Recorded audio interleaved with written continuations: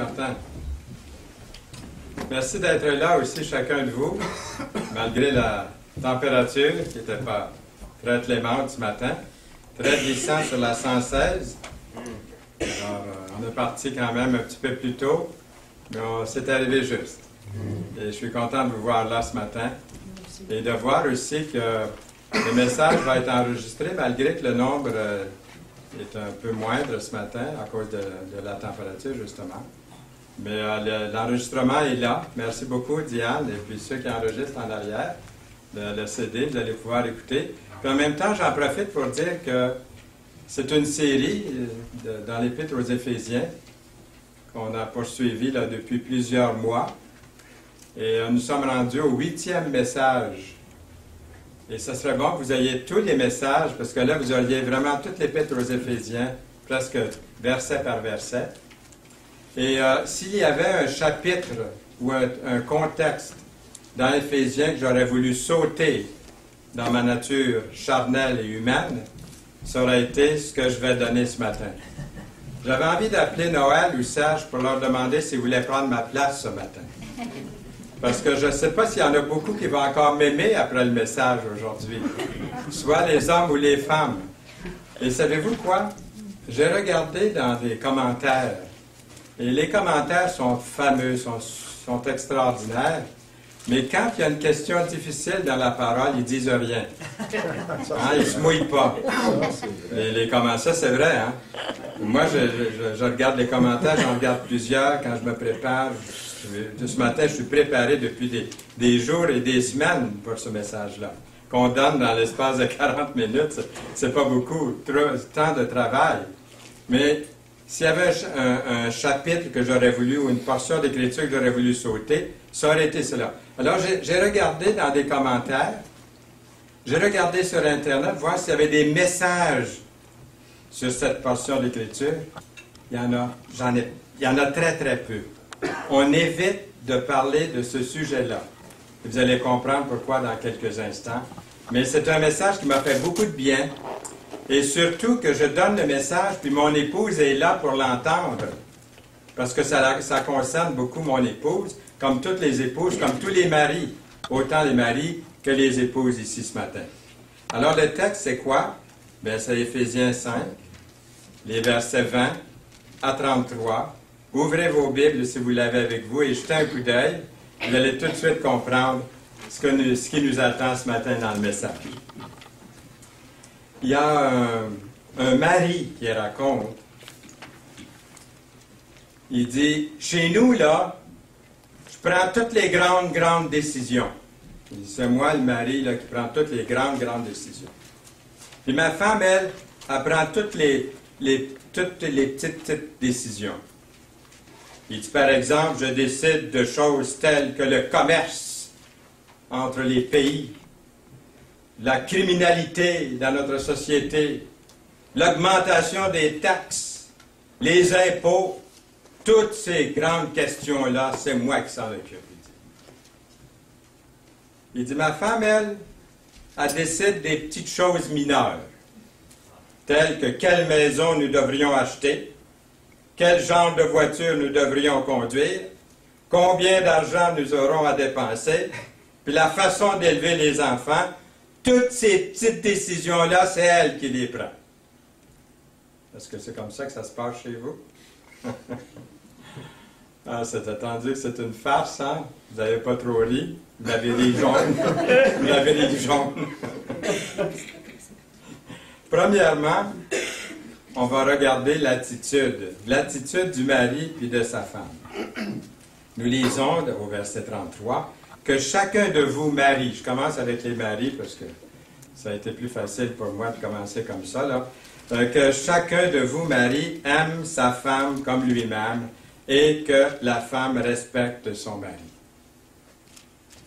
Pierre l'apôtre dans son épître, ici c'est Paul qui parle, mais Pierre dans l'apôtre dans son épître dit, « Marie, montrez à votre tour de la sagesse dans vos rapports avec votre femme. Comme avec un sexe plus faible, honorez-la, comme devant aussi hériter avec vous de la grâce de la vie. de la grâce de la vie. Qu'il en soit ainsi, et que rien ne vienne faire obstacle à vos prières. 1 Pierre 3, 7. L'attitude du mari et de sa femme. Le mari aime sa femme et la femme respecte son mari. J'aimerais dire au départ que j'ai regardé, parce qu'on va parler de soumission de la femme dans un instant, j'ai regardé dans les bons dictionnaires, et je pense qu'ils sont tous assez bons, et puis il y a beaucoup de synonymes au mot soumission. On a vraiment perdu, je dirais, la vraie signification, ou on a exagéré à quelque part en ce qui concerne le mot soumission, et ça fait peur le mot, ça nous gèle sur place, on n'aime pas le mot, parce que le mot a été calvaudé un petit peu partout. Mais en regardant dans un bon dictionnaire des synonymes, on voit que la parole ici est exacte lorsqu'on va voir les versets dans quelques instants. Un des synonymes de la soumission, c'est le respect. Le respect. Dans Colossiens 3, 18, l'apôtre Paul écrit « Femmes, que chacune soit soumise à son mari, comme il convient dans le Seigneur. » Pierre écrit à peu près la même chose dans son épître, dans 1 Pierre 3, les versets 1 et 2. « Femmes, que chacune soit de même soumise à son mari, afin que si quelques-uns n'obéissent point à la parole, ils soient gagnés sans parole par la conduite de leur femme. En voyant votre manière de vivre chaste et respectueuse. » Est-ce à dire que la soumission exige une obéissance totale? Que faire si le mari demande à sa femme de faire quelque chose qui est contre la parole de Dieu? Dans l'Épître aux Éphésiens, dans ce même chapitre 5 que nous considérons aujourd'hui, il est question du mari et de sa femme, il est question pour l'Église aussi, il est question pour l'Église en même temps dans ce même chapitre de vivre, d'être soumis dans la crainte de Christ. Nous lisons au verset 20, chapitre 5, « Rendez continuellement grâce à Dieu le Père pour toutes choses, au nom de notre Seigneur Jésus-Christ, vous soumettant les uns aux autres dans la crainte de Christ. » C'est adressé à l'Église. Le mari et sa femme devraient rechercher aussi conseil l'un envers l'autre. On dit souvent deux valent mieux qu'un. Et il y a même un proverbe qui dit ça. Ils se complètent l'un l'autre. Ils s'entraident. Ils s'encouragent. Ils se soutiennent mutuellement. Les statistiques, comme vous savez, sur le mariage et le divorce aujourd'hui sont vraiment bouleversantes. Dans presque chaque famille, vous connaissez aussi bien que moi, vous avez une connaissance de quelqu'un qui, le mariage n'a pas fonctionné, ça a brisé, ça s'est séparé, ça a divorcé. On a tous, je pense dans chaque famille, de plus en plus aujourd'hui, c'est comme ça. Si un couple a un désaccord sur quelque chose, et ça va arriver qu'il va y avoir des contraintes dans le mariage, dans tous les couples, ça va arriver. Est-ce qu'il devrait pas plutôt, au lieu de se séparer, de même pas considérer cet aspect de séparation ou de divorce, devrait-il pas plutôt en discuter et parvenir à un accord? Et ici, je ne fais aucun jugement sur ceux qui ont vécu des séparations et des divorces, parce que si j'avais été dans leurs souliers, peut-être que la même chose me serait arrivée. Alors, je ne veux pas donner un message en jugeant personne. Mais vous comprenez ici ce qu'on veut dire, ce que la parole veut nous enseigner. Il y a trop souvent un divorce après seulement quelques mois de mariage, ou quelques années. Certains, après même plusieurs années, malheureusement, ils ont déjà les cheveux blancs, ils ont vécu plusieurs années ensemble, 25, 30 ans, on entend ça de plus en plus, et puis il y a des séparations, des divorces. Pourquoi pensez-vous qu'il y a tant de mariages qui échouent? Mais quand même, nous connaissons tous, et je suis content de l'affirmer, nous connaissons tous des couples qui ont un mariage heureux et bien réussi. Et j'ose croire qu'il y en a plus que de mariages qui ne réussissent pas. Qu'est-ce qui fait que ces mariages réussissent mieux que les autres? Y a-t-il quelque chose dans leur vie à deux qu'on aimerait connaître et appliquer dans sa propre vie de couple. La Bible offre tant de sagesse sur la façon d'avoir un bon mariage. Si on examine le contexte immédiat d'Éphésiens 5, il est clair que dans le mariage, les femmes sont appelées à représenter la soumission de l'Église à Christ. C'est ce qu'on retire du contexte. Et les maris, eux, sont appelés à représenter le sacrifice et l'amour que le Christ a pour son Église. Nous avons ces deux choses-là. Ailleurs, l'apôtre Paul écrit dans 1 Corinthiens 11, versets 8 et 9, « L'homme n'a pas été tiré de la femme, mais la femme a été tirée de l'homme, et l'homme n'a pas été créé à cause de la femme, mais la femme a été créée à cause de l'homme. » Dans 1 Corinthiens 11, 8 et 9. Est-ce à dire que la femme ne doit pas se montrer forte? Est-ce à dire que la femme ne doit pas montrer qu'elle a du caractère? Est-ce que la femme ne doit pas montrer qu'elle a une personnalité, elle aussi? Forte, du caractère, une personnalité? Vous avez tous lu le chapitre 31 de Proverbes. La femme qui est décrite ici dans le chapitre 31 de Proverbes, dans ce chapitre-là, ne me semble pas du tout être une femme faible. Je dirais qu'elle est une femme, au contraire, qui est forte et qui contribue avec son mari aux besoins de sa famille. Pas vrai? Il est écrit dans le chapitre 3 de Colossiens, verset 18, « Marie, que chacun aime sa femme et ne s'aigrisse pas contre elle. » C'est signe que ça peut arriver qu'il s'aigrisse contre elle. Marie, que chacun aime sa femme. Si on pouvait définir le chef de famille en un mot, on le définirait peut-être de cette façon-ci. Le chef de famille biblique, c'est un mari qui donne le meilleur de tout ce qu'il est à son épouse et à ceux et celles qui sont sous sa garde.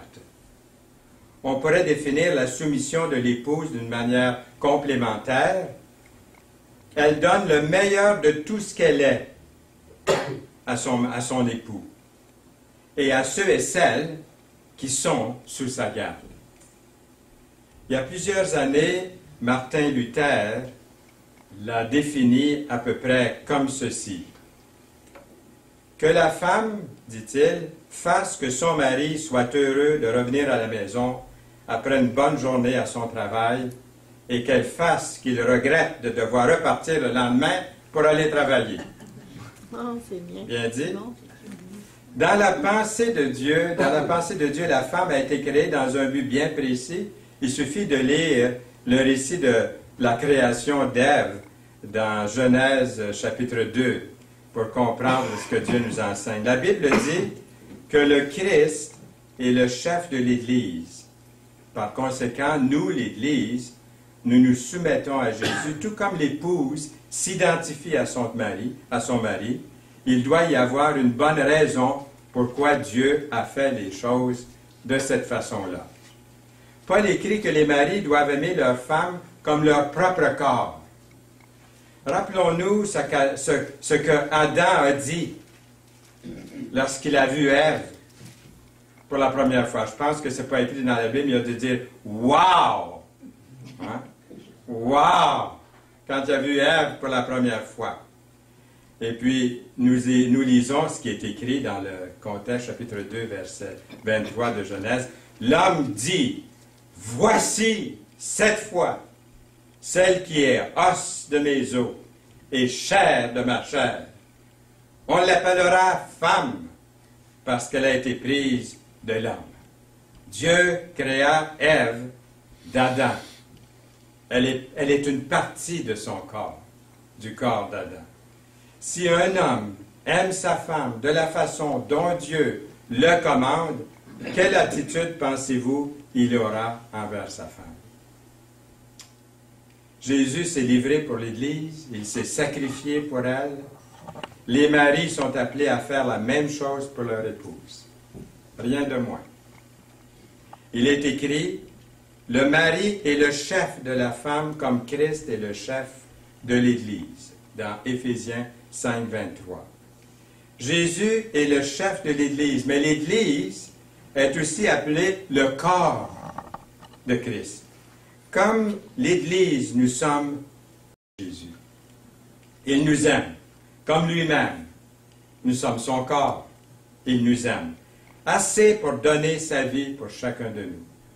En tant que chef de famille, les maris doivent devenir de bons maîtres, selon les Écritures, avec un bon leadership. C'est ce que ça veut dire. Jésus est l'exemple par excellence du mari. Il est amour, Jésus est fort, Jésus est miséricordieux, Jésus est soumis à Dieu. Un mari prend soin de sa femme comme Jésus prend soin de son Église. Qu'est-ce qu'il fait, Jésus?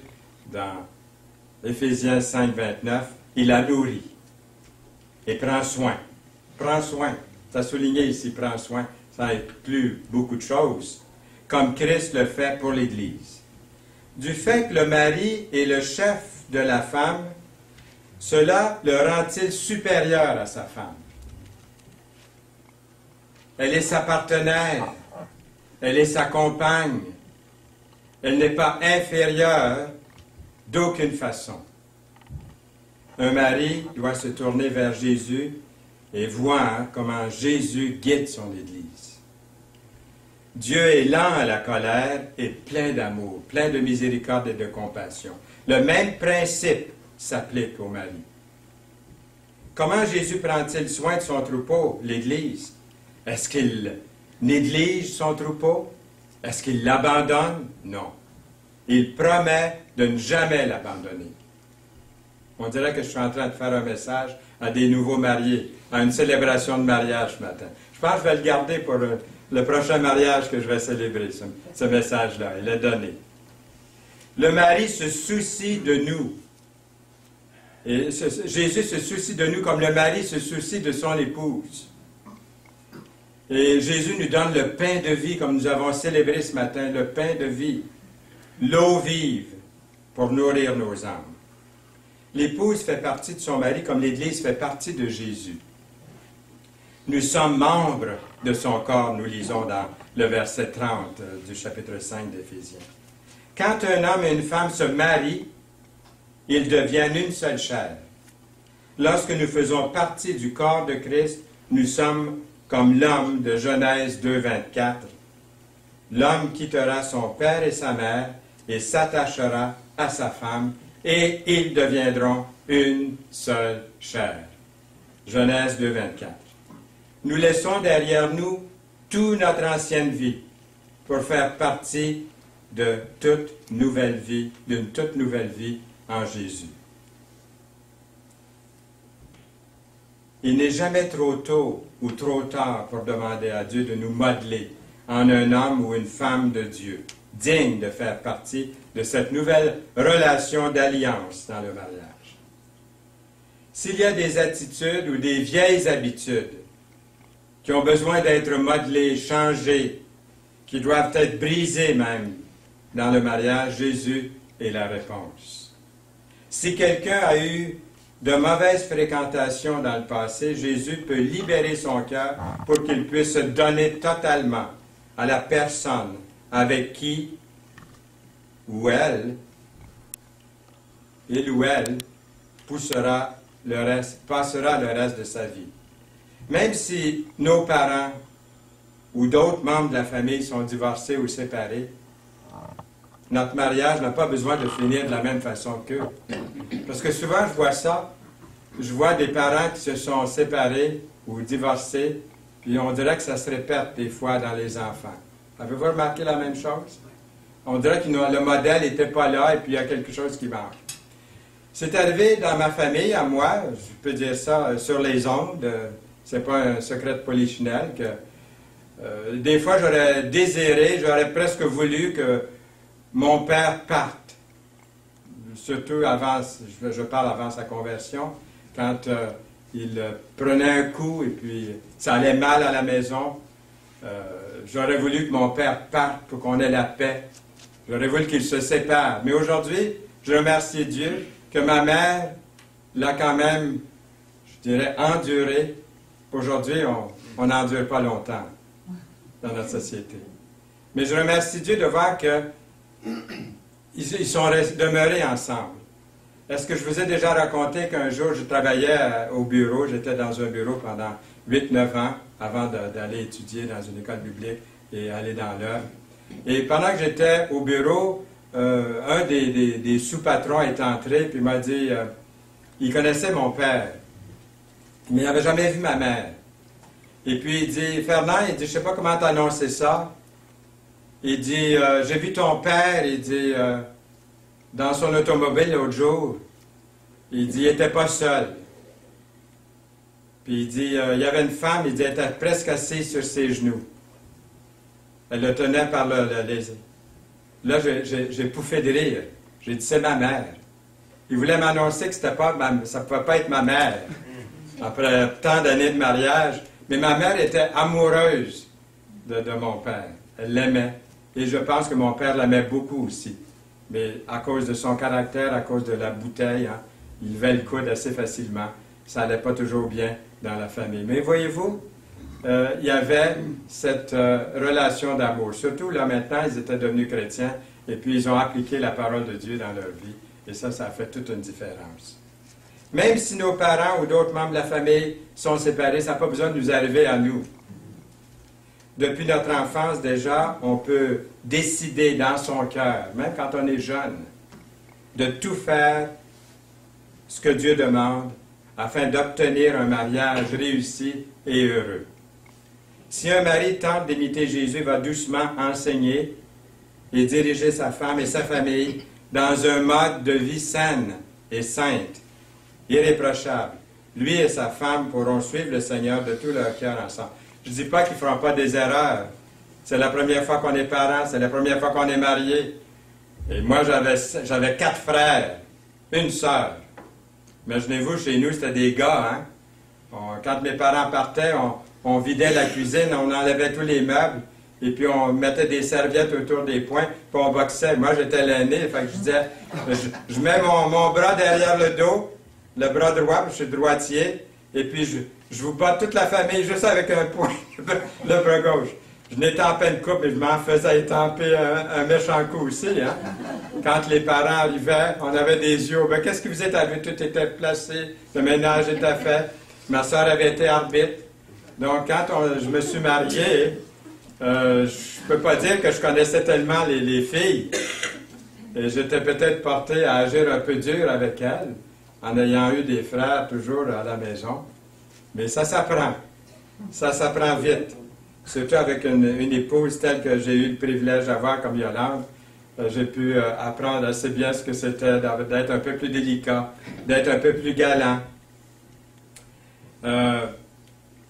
Ici, le mari, de la même façon, doit être prêt à donner sa vie à son épouse. Je ne sais pas si vous vous rendu avec tout ça, moi. Là. Okay.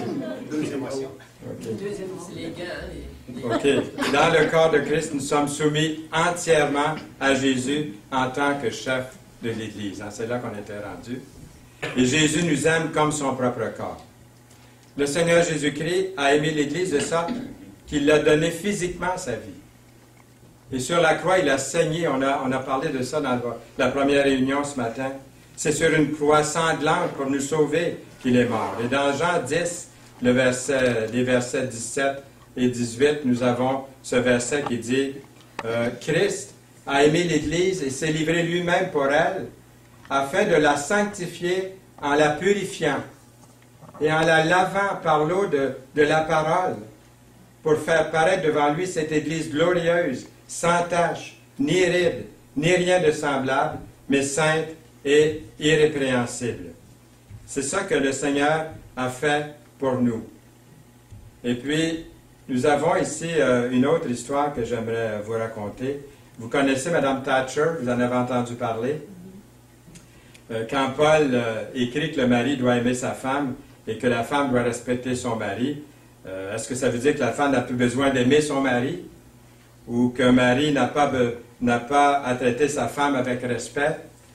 On dit que Denis Thatcher, l'époux de l'ancien premier ministre britannique Margaret Thatcher, est connu pour avoir de la suite dans les idées, était connu pour avoir de la suite dans les idées.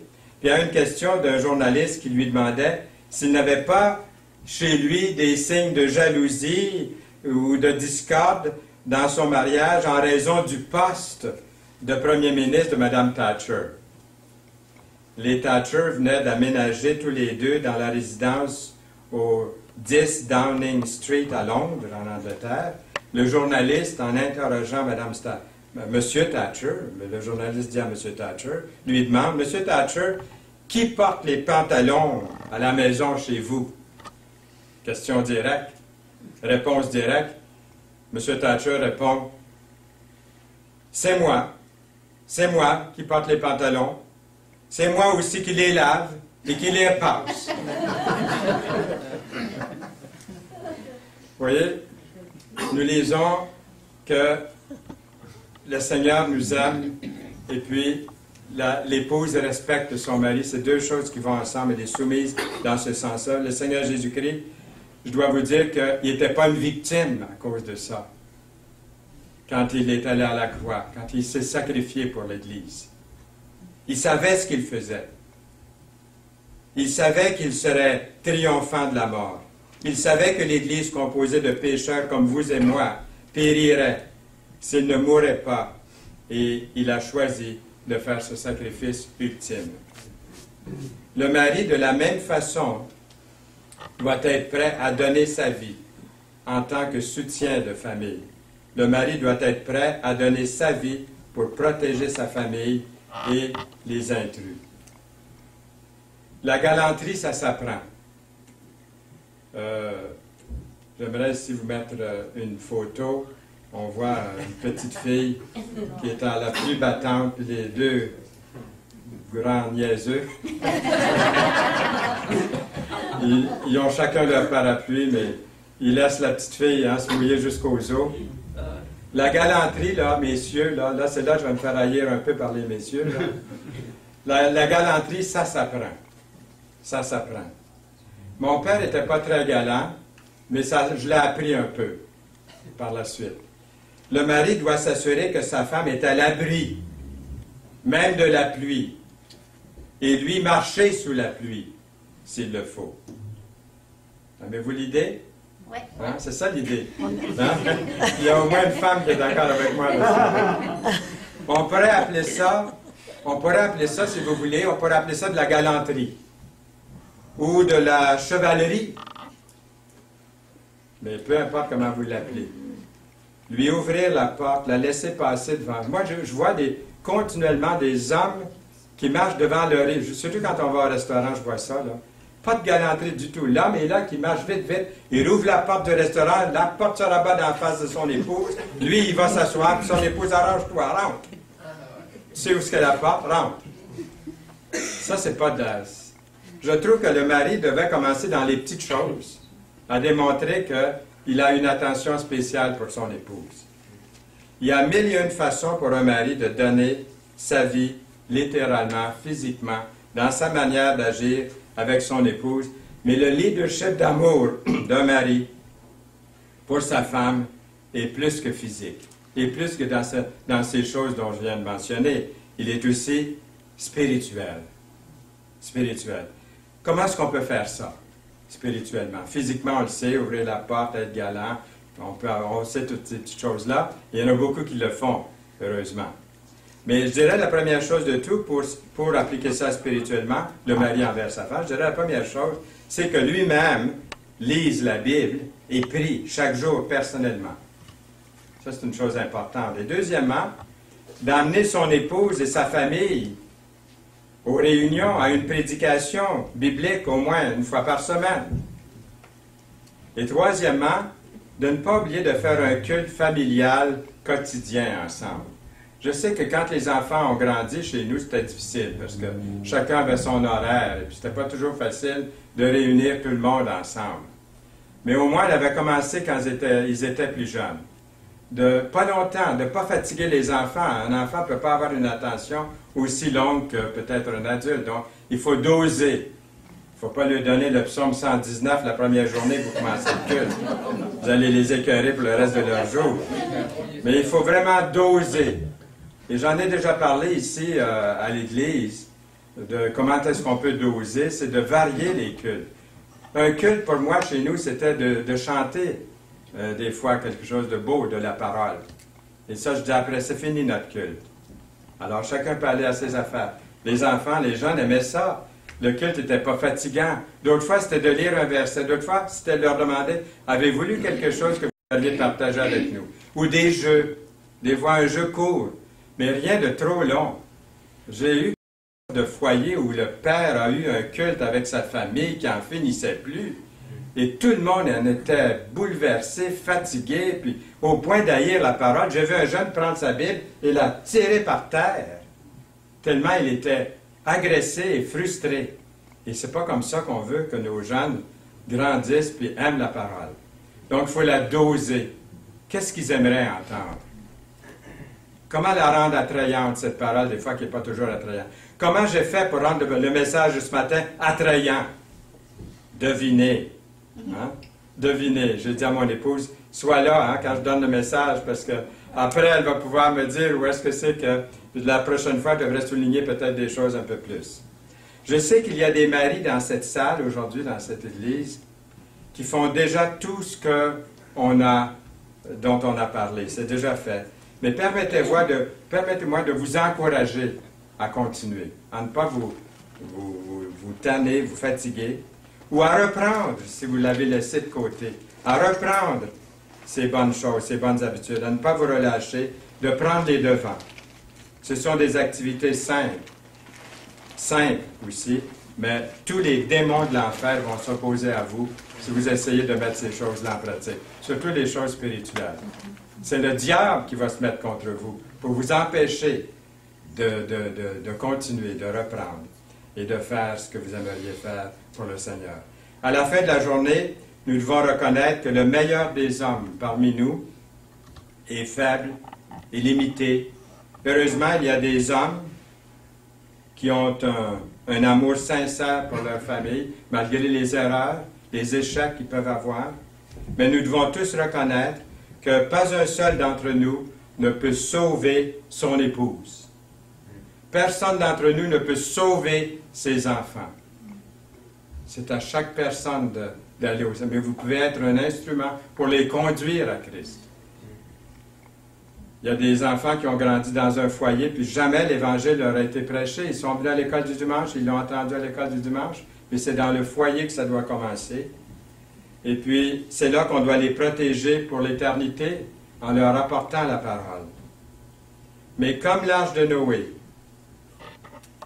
c'est la croix de Christ qui peut et qui permettra de sauver tous ceux et celles qui se mettent à l'abri de la tempête et de la colère de Dieu, parce qu'il y a une colère de Dieu. On n'en parle pas, on n'aime pas trop en parler, mais il y a aussi la colère de Dieu sur le péché. Dieu haït le péché. Et il va le punir avec l'enfer. Mais le Seigneur Jésus-Christ a pris l'enfer sur lui à la croix, pour vous et pour moi, pour tous ceux et celles qui croient en lui. C'est pas merveilleux d'être délivré comme ça? C'est pas ça la bonne nouvelle? C'est pas un message de malheur qu'on apporte ici aujourd'hui. Époux, épouse, vous ne pouvez jamais vous sauver vous-même non plus. On ne pourra jamais être un homme ou une femme assez bon ou bonne pour se sauver soi-même.